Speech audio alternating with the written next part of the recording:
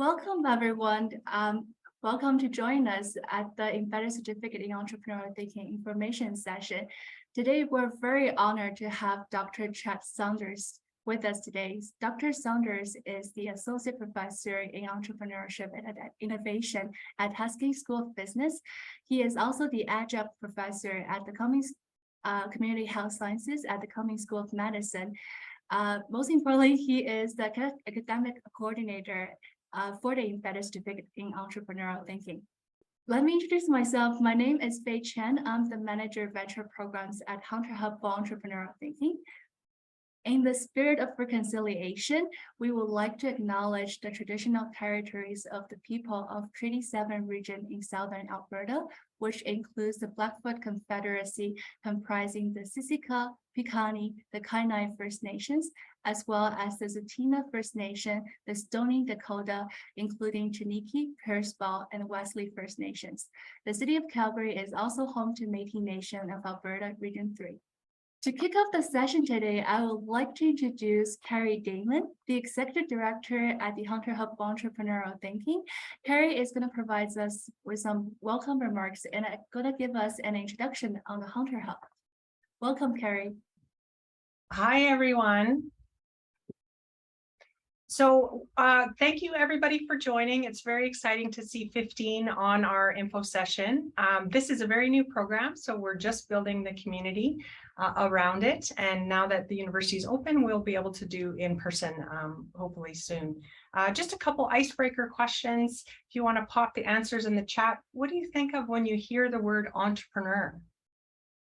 Money, which is funny because actually entrepreneurs are 70% driven by impact, surprisingly. But yes, we think they're after money. Always asking for stuff, AKA resourceful, or asking mentors. Someone who takes on a project with a purpose. Yes, I like that a lot. I think of entrepreneurial thinking as applied creativity. Any others? We think of entrepreneur, it has Shark Tank, which is television. Obviously, investors don't make these types of decisions in like 10 minutes. They do a lot of due diligence. Thinking critically, I would agree with that. Entrepreneur means different things to different people, but for us, it's to undertake a journey or to build something with impact. So we are for anyone who wants to create something in the parlance of the university. So bringing that entrepreneur to a broader lens, what makes someone entrepreneurial? And you know, why would you like to be entrepreneurial? Why would you like to be more entrepreneurial other than being in the Shark Tank? Pop any answers in the chat. What makes people entrepreneurial? What are some of the qualities of entrepreneurial thinking? Being clever, Lucas says being clever, being able to think about problems in different ways. Yeah, the university talks a lot about transdisciplinary, and the fun of working through the Hunter Hub is you get to work with different people from different faculties and blend the disciplines. Passionate, problem solving, yes, definitely opportunities are, problems are framed as opportunities for entrepreneurial thinking. It's very much a growth mindset. So this program will teach you some skills and processes to make an impact, whatever the type of impact you want to make and whatever background. So a little bit about the Hunter Hub. Purpose-driven, motivated, determined, love it, thanks Myrna.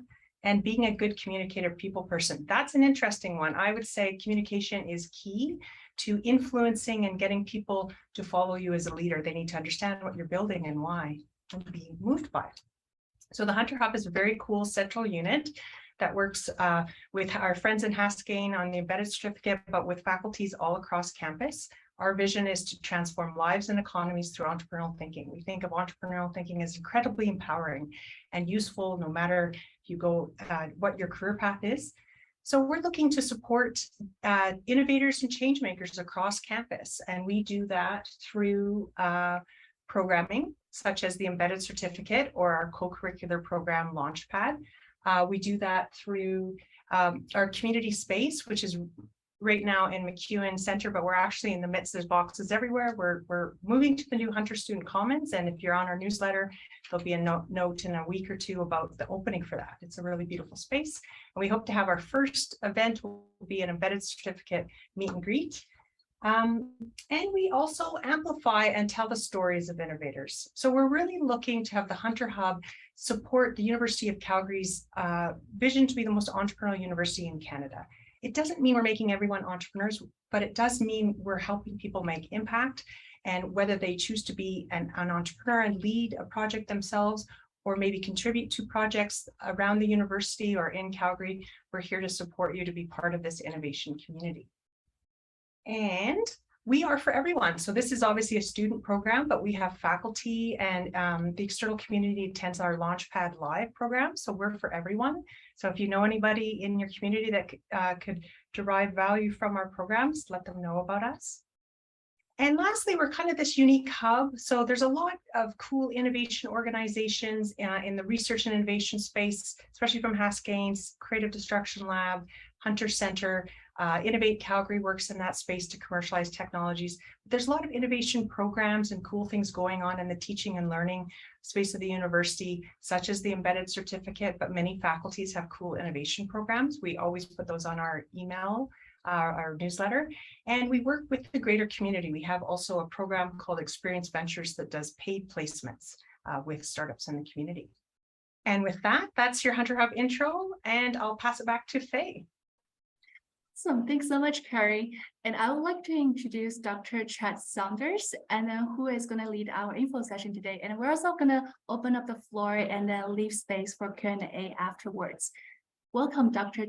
Saunders. Thank you. And thank you to everyone for showing up today for the information session.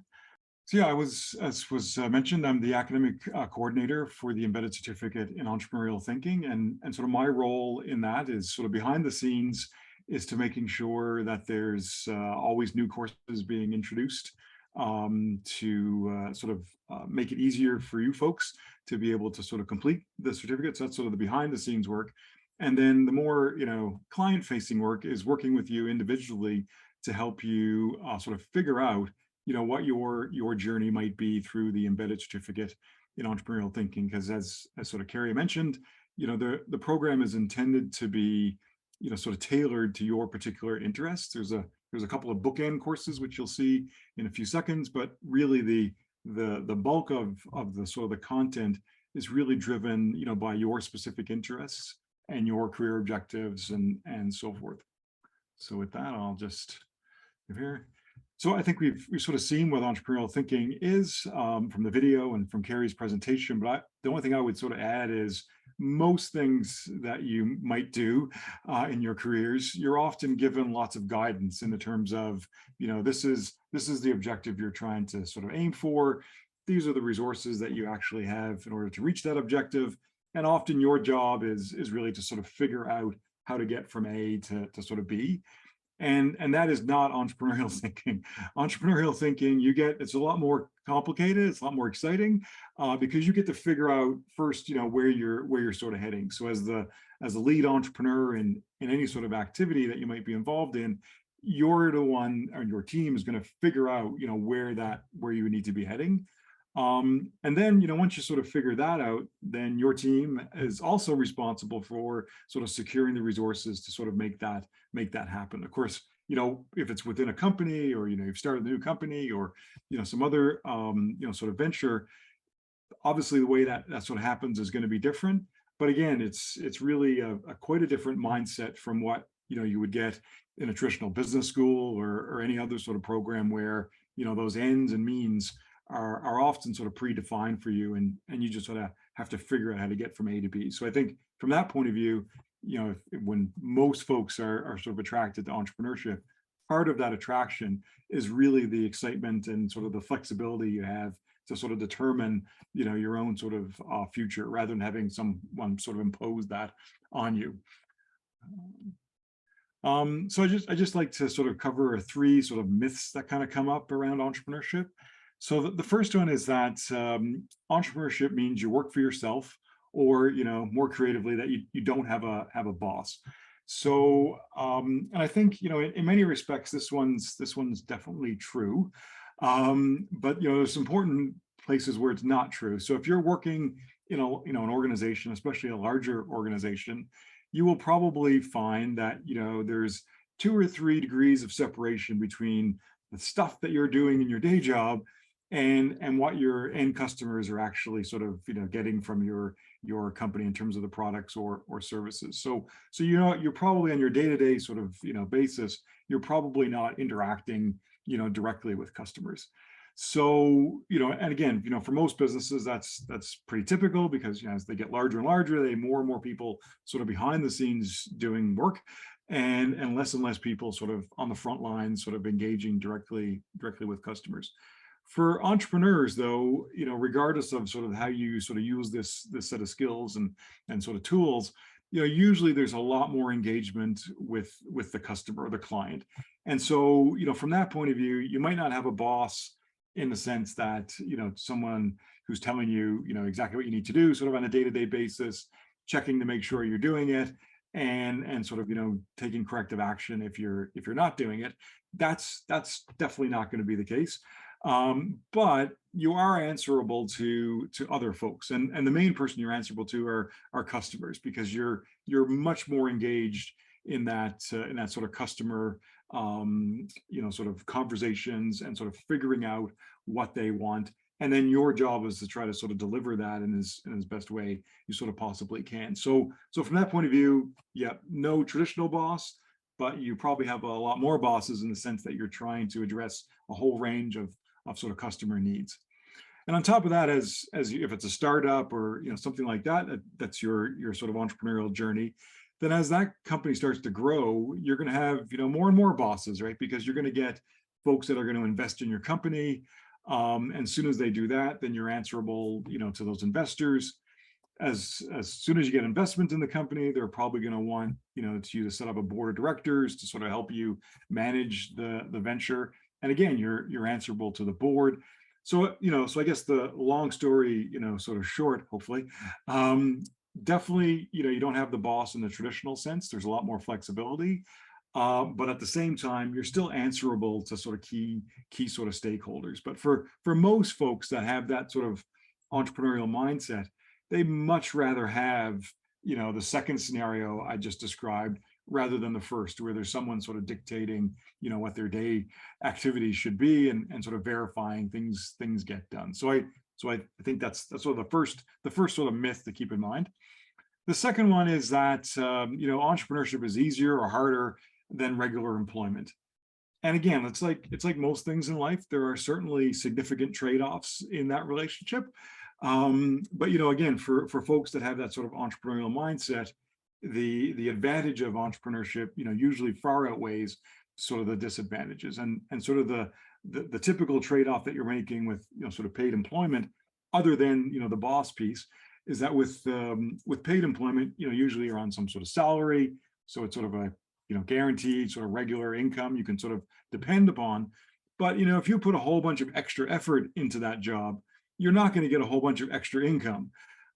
In contrast that, though, to if you're an entrepreneur and say you own the venture or a portion of the venture, then the more effort you put in and things turn out successfully, then the more you sort of get back. So as things sort of grow and the value of that organization sort of keeps going up, you're in a position to extract even more value than maybe potentially you even sort of put in, because you're getting the benefit of not only your efforts, but you also get a portion of the efforts of everyone else that's working for the company. So if you're really trying to sort of build wealth, or you're trying to address a social sort of problem and using the funds that the company is generating to sort of further address that social problem, then one of the key mechanisms to do that is essentially through entrepreneurship, because that extra value accrues back to you or the cause you're trying to sort of address. And then the third one is that entrepreneurs are big risk takers or sort of gamblers.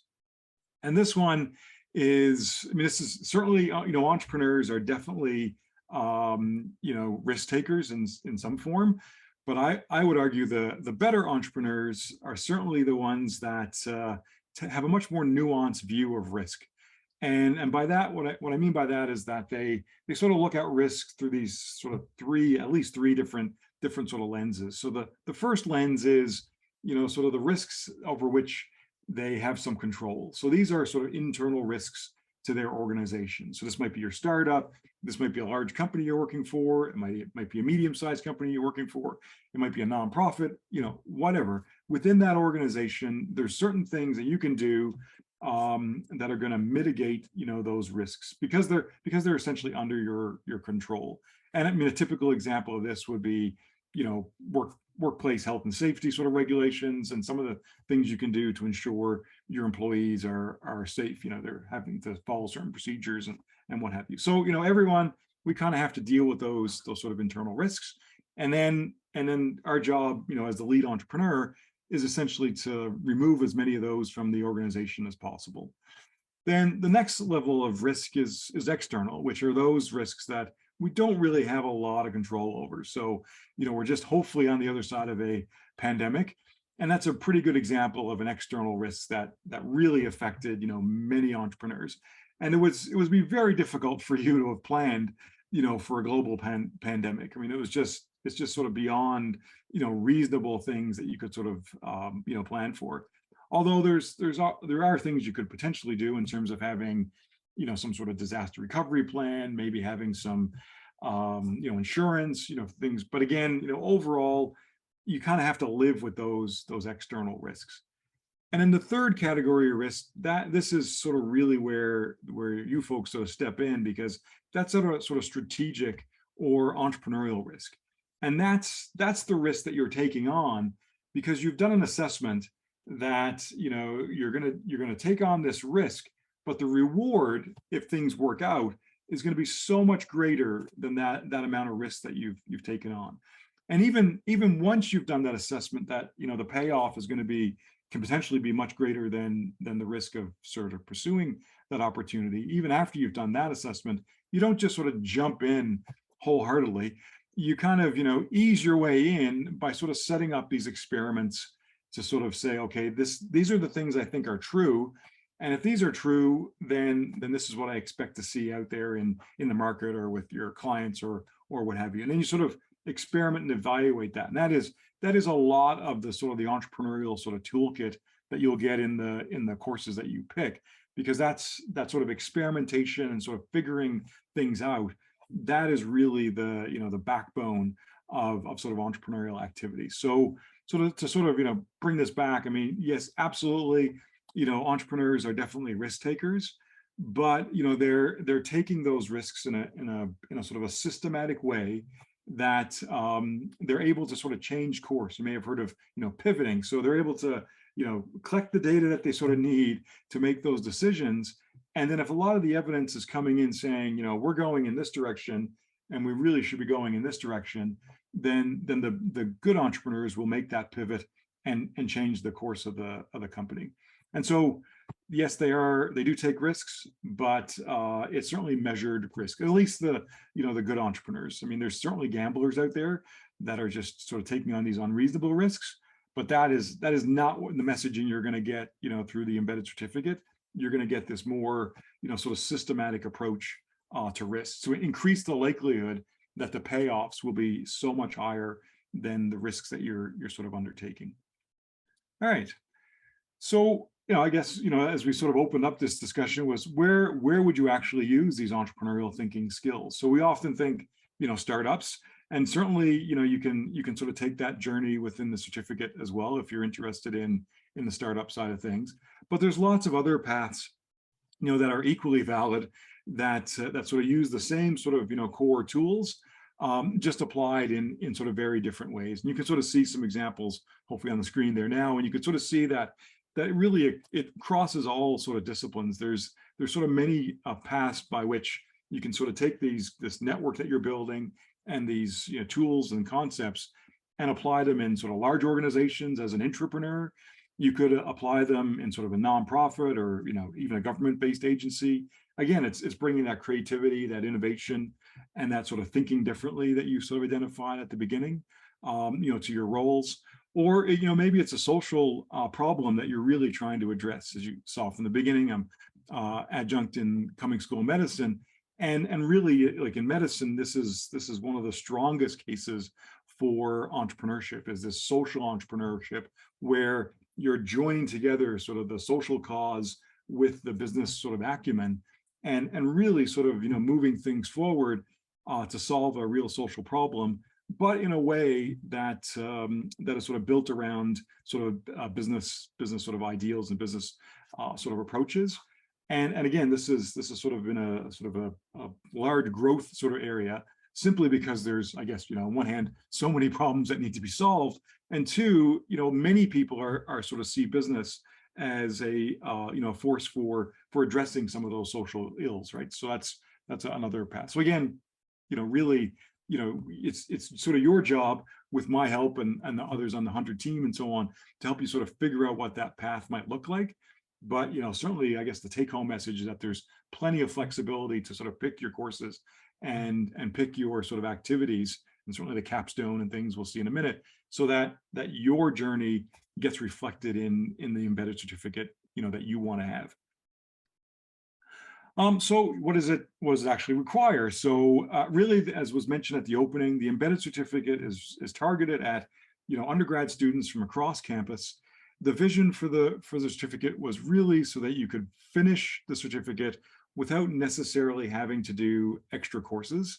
And I think that there's sort of a caveat to that, in that that sort of assumes that you've started the certificate sort of earlier in your degree, so that as you're picking electives and things like that, you're picking electives that are sort of applicable to the embedded certificate. But even if you're sort of later on in your program, often you can sort of adjust things fairly easily to sort of fit into the certificate. And really, what the certificate is, it's 18 sort of credit hours focused on your particular journey. So there's you'll see in a second, there's these two sort of bookend courses, and then lots of flexibility in the middle that you sort of pick to sort of map out your particular path. And there's a combination of entrepreneurship focused courses to pick from and entrepreneurship related. So as sort of the name suggests, the courses that have been designated focused, really, if you're in that course, every class is really going to be focused on some aspect of entrepreneurship. And so, there's courses, obviously business courses in entrepreneurship that are in that category, but we also have identified courses right across campus that, have that sort of entrepreneurship focus as well. And then the balance of the courses are entrepreneurship related, which are, not every class is going to be, entrepreneurship, sort of topics, but, there's a sort of solid, sort of smattering of those topics throughout the semester. And those are, if you're looking at the electives and so on that are across many of the faculties, most of those courses are entrepreneurship related rather than sort of focus. So again, between those two, you can usually piece together a fairly sort of focused journey for you, like depending on your particular sort of interests. And if you sort of meet these sort of criteria listed above, then the certificate credentials are included in your official sort of transcripts. You graduate with whatever your degree is in, but then you also have this sort of embedded certificate in entrepreneurial thinking as sort of in addition to your regular sort of degree. So the pathway in, there's sort of the entry point is essentially there's sort of two courses depending on where you're coming from. So if you're already within business, then your entry point is NT 317, which is that entrepreneurial thinking course. So if you're in that course, you're essentially, in effect, already in the embedded certificate, if you want to be. But if you're not in business already, then the entry point is NT 201. And this course is Entrepreneurship in Action. And again, it's sort of the equivalent of NT 317, but just targeted at an audience that doesn't necessarily have some of the previous sort of business courses that students would have had by the time they got to the 317. So that's essentially your sort of starting point. So if you've already sort of completed one of those, or you're in those currently, that is essentially the entry point into the certificate. And then it's 12 units from courses in entrepreneurial thinking. So that's the focused or sort of the related. And then as you get near the end of those, then you sort of look to do a capstone project.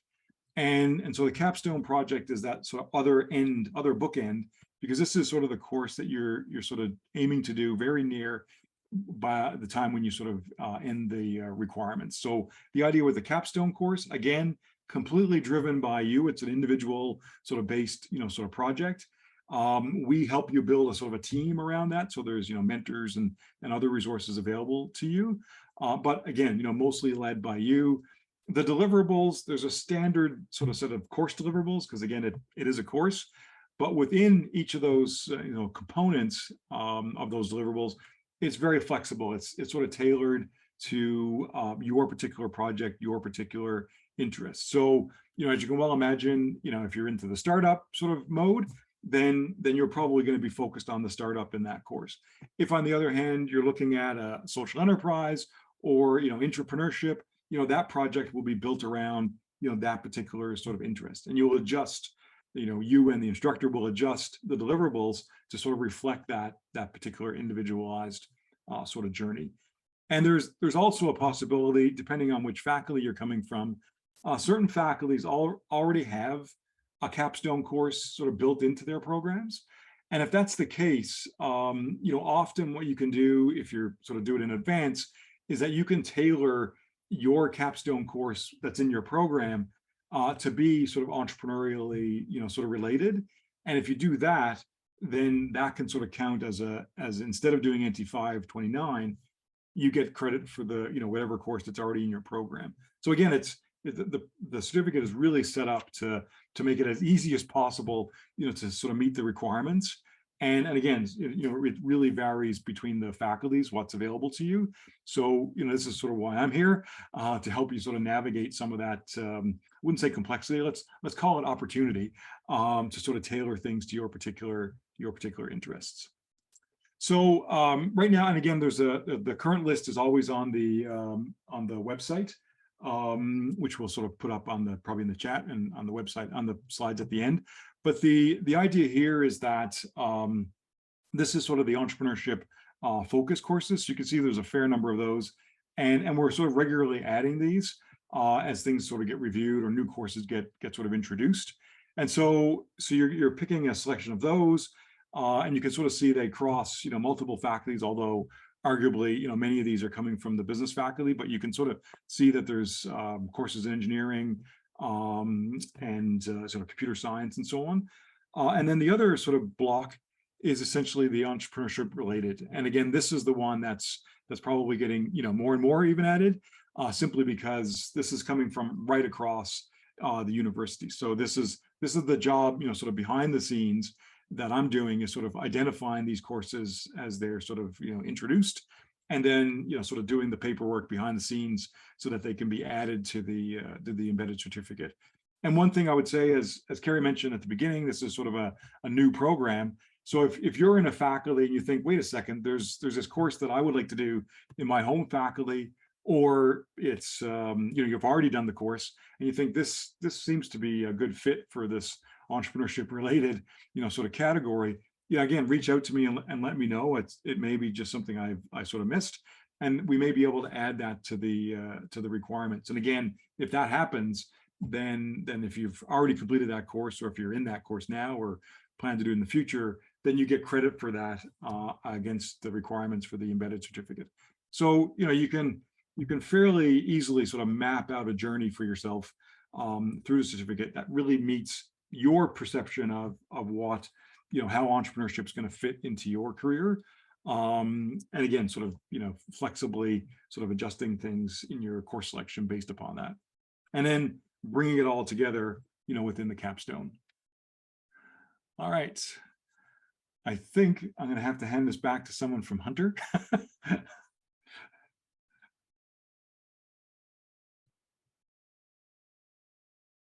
Oh, I think you're muted. Yeah, no, thanks so much, Chad. So this is a success story coming from the Hunter Hub. It's a venture that's built out of from the capstone projects in the embedded certificate. The team from Air BOR that they work on the carbon footprint. So this is just kind of one of the examples that what you can do out of the embedded certificate. And then you will also receive, once you enter into the NT 529, the Applied Capstone project, you will also receive mentorship support and a coach support from the Hunter Hub team as well. Okay, back to you, Chad. Thanks, Faye. That's great. And let me just advance the slide here.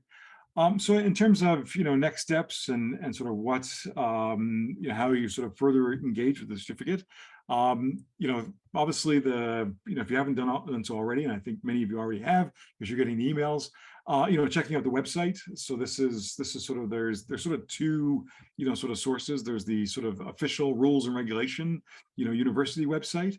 And then there's also the Hunter Hub website, which again is really more about building the community, in helping you sort of tap into and expand your sort of network, which I think to me that's the real value. The folks that get the most value from the embedded certificate are the ones that get the content from their courses, but also sort of put the extra effort in to sort of build out their networks. And I think the Hunter Hub is by far the best place to sort of do that on campus. It's really this foundational to their mandate.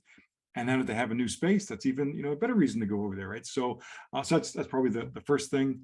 The larger sort of community, as was mentioned earlier, lots of resources on campus. And again, the Hunter Hub is really a key place to sort of curate, because honestly, I'm embedded in this ecosystem and I have a hard time sort of keeping up on all the things that are going on. So I end up relying on the Hunter Hub newsletter for the exact same reason you would, which is to sort of know what's going on in different faculties and sort of outside campus as well, because there's not only is there's a sort of campus sort of ecosystem for entrepreneurial sort of thinking, but that extends beyond the campus to the city, province, nationally, internationally, and again that type of information is curated through the Hunter Hub. So and you can sort of see some of the programs there, like Innovate Calgary, Creative Destruction Lab. All of those things sort of become available to you as you sort of enter into this sort of entrepreneurial journey. And there's, again, as you're sort of engaging with me to sort of figure out what the courses might be, one of the things that myself and the folks at the Hunter Hub can do is sort of lead you towards various programs or initiatives or events that are happening in your interests. So the more you sort of self-identify yourself and your interests, the more we can help you sort of tailor that journey to those particular sort of interests. And again, there's much more that you can sort of tap into. So what to do next? So again, if you have any questions about the embedded certificate, program, course selection, whether a course is applicable, to the program or not, or if you have ideas for new courses that you're aware of that you don't see on the list and you think they should be, like all of those things, by all means, reach out to me via email, and I can usually respond back to you reasonably quickly. If you've already sort of made the decision, look, this is definitely for me, then the way to sort of get the embedded certificate added to your program is to email the email address there, undergrad@haskane@ucalgary.ca, and just let them know in that message, including your UCID number, that you'd like to add the embedded certificate in entrepreneurial thinking to your degree. And as soon as you do that, then that triggers some clicking sort of behind the scenes in our registration system, and then that opens up this sort of change in your degree. So that whatever your degree is, that stays the same.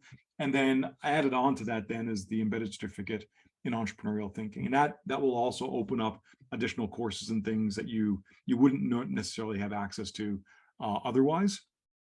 And then you can sort of send that request in at any point essentially, but the actual change is only made at certain points during the year. So, but to me, as soon as you made that decision, I would send that email and sort of get queued up for that. And then the nice thing about that opens up some other resources to you as well. Not only is there a sort of events and things like that we're planning now that we're actually back on campus, but there's also scholarships and things that are only available to folks that have sent the email and declared ECT as their as they want to add it to their degree. So there's a fairly large number of incentives that that are sort of wrapped around signing up for the embedded certificate. And of course, if you're already in NT 201 or 317, you're essentially already on that journey, right? Because you've already entered into that sort of key point.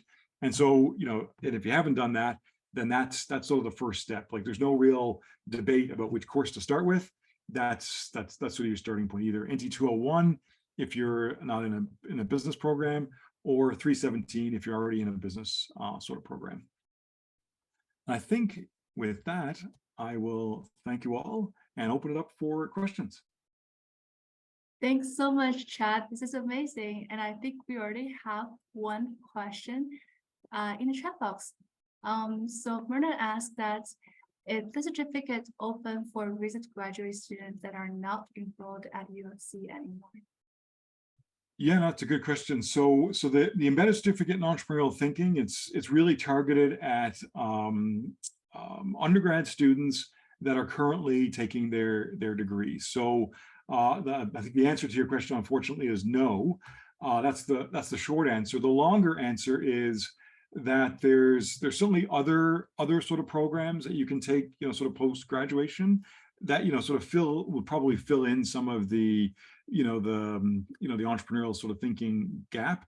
And if I don't know if I understand this correctly, but if you're actually a graduate student, then there's a sort of a behind the scenes, there is sort of in the works, I guess, is a new certificate in targeted at graduate students.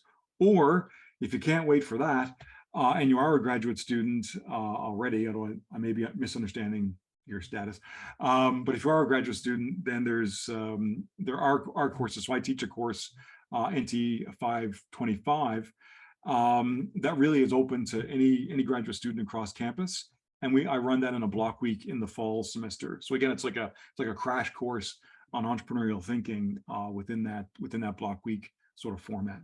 So I don't know, hopefully that answered your question. Wonderful. Thanks so much, Chad. And I would also like to add that I signed up for Hunter Hub newsletter, that we have a lot of experiential learning programs like Launchpad and other challenges, hackathons happening throughout the year that are open to graduate students or even beyond the UCalgary community that anyone can sign up for. And Carrie has also shared that we have Ken LaChapelle Award in Entrepreneurial Thinking. So each year we offer 4 winners to this awards worth $10,000 to reward your entrepreneurial thinking activities and also your experience. So please check out the applications open in May each year. And one of the awards is designated for embedded certificate in entrepreneurial thinking students. We have Lydia asked, what's the biggest difference between this certificate and the business minor? Cool.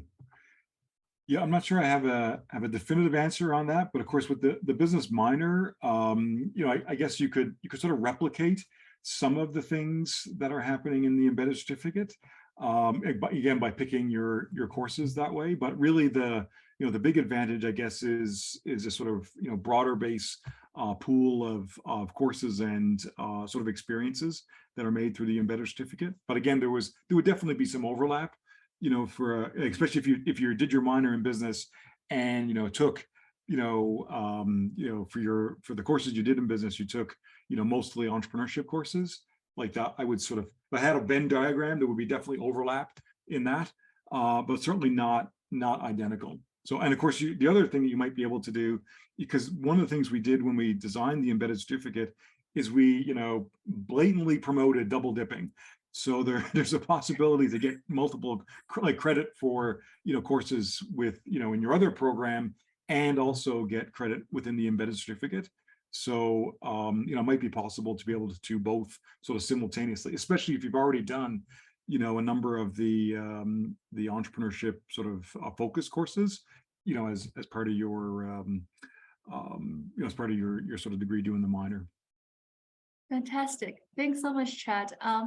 Carrie also brought it up, which is a great point, that so when you are enrolled in the embedded certificate program, that we also have a Hunter Hub Startup Fund, which gives you a little bit incentives, $1,000 to support and to build continue to build your idea, something to use for prototyping or for your marketing, creating your own website, your logo, and also other marketing efforts as well. So this is just something, incentives from the Hunter Hub, that you'll be eligible to apply for that $1,000 Hunter Hub Startup Fund.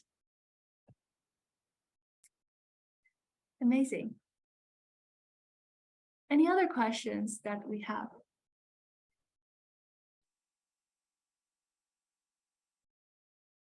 And for me, Chad, I have a lot of students coming to me over the summer and then asking me in undergrad programs, or they just started their university journey, ask me, Faye, I have so many ideas, where do I start? And for me, I always think embedded certificate is a really great way, as a very structured program to systematically to help them guide through to explore their and cultivate their entrepreneurial thinking pursuits. And then there are a lot of, and through that, it opens a lot of doors, and then where they can use what they learn from the classrooms and apply to a lot of different activities around campus as well, and even taking on student leadership roles, and also join a lot of challenges, hackathons, or Hunter Hub Solutions Lab, and then to win a lot of other awards and also activities and experiences through that as well. Yeah, no, obviously you're definitely preaching to converted here.